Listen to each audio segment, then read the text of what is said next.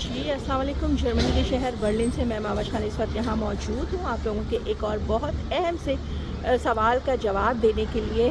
आप में से अक्सर जो है ना वो लोग मुझसे पूछ रहे होते हैं कि हमारा जो है ना वो एक ही बच्चा है, हम सिंगल मदर है या सिंगल पेरेंट है और हम चाहते हैं कि हम अपने बच्चों को जो है ना वो हायर एजुकेशन के लिए जर्मनी भेजें। जर्मनी में निस्बतन जो है वो तालीम हासिल करना आसान भी है और यहाँ जो है वो रोज़गार के मौक़े भी बहुत ज़्यादा हैं। तो अक्सर लोगों की ख्वाहिश होती है कि वो अपने बच्चों को यहाँ भेजें, लेकिन देखिए मैं उन लोगों से अक्सर इस बात का जवाब यही दे रही होती हूँ कि अगर तो आप अकेले हैं और आपकी इकलौती औलाद है तो खुदारा उनको यहाँ ना भेजें। क्यों? क्योंकि जर्मनी एक ऐसा मुल्क है जहाँ पर पेरेंट्स अलाउ नहीं है।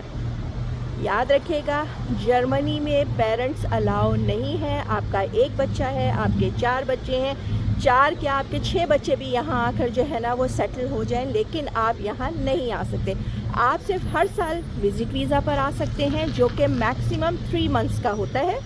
अब आप ये सोचें कि विज़िट वीज़ा के ऊपर आकर आप यहाँ स्टे कर लेंगे तो ऐसा नहीं होता।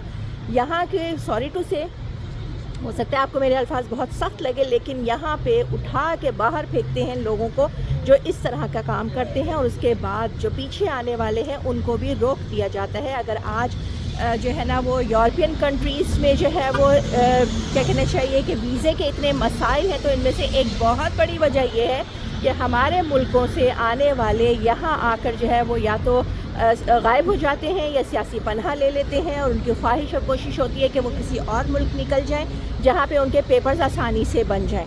आप कुछ भी कर लें, आप हो सकता है कि इन मामलात में कामयाब हो भी जाएं, लेकिन आपके पीछे जो लोग हैं जो सही तरीके से यहाँ आना चाहते हैं, जो डिज़र्व करते हैं, जो हर तरह से इनकी रिक्वायरमेंट्स भी पूरी कर लेते हैं, वो भी यहाँ आने से जो है ना वो रोक दिए जाते हैं, क्योंकि उनके वीज़ा के लिए इतने जो है ना वो शराइत लगा दी जाती हैं या इतना प्रोसेस जो है ना उसका सुस्त कर दिया जाता है कि वो फिर यहाँ तक नहीं पहुँच पाते। ठीक है, पहली बात तो ये हो गई कि आपके बच्चे अगर आप का जो है ना वो सिंगल पेरेंट है, आपका एक बच्चा है और वो यहाँ आएगा और उसके साथ आप भी यहाँ आएंगे, तो ऐसा नहीं हो सकता।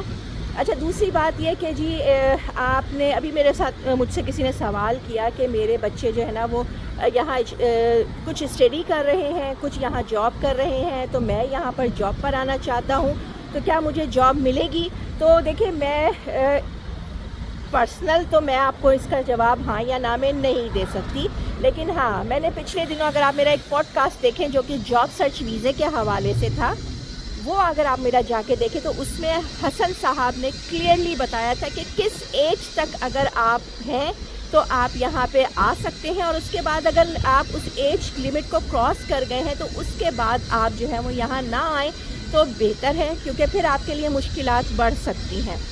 अच्छा, फिर उनका जो पेशा था वो भी वकालत था। तो मैं बार बार एक बात कहती हूँ कि देखें, ज़बान के बग़ैर आप यहाँ PhD भी करके आ जाएं किसी सब्जेक्ट में, आप सिफर पर ही रहेंगे, क्योंकि यहाँ ज़बान बहुत ज़रूरी है। मुझे उम्मीद है कि आप लोगों में से बहुत सारे लोगों को अपने सवाल का जवाब मिल गया होगा।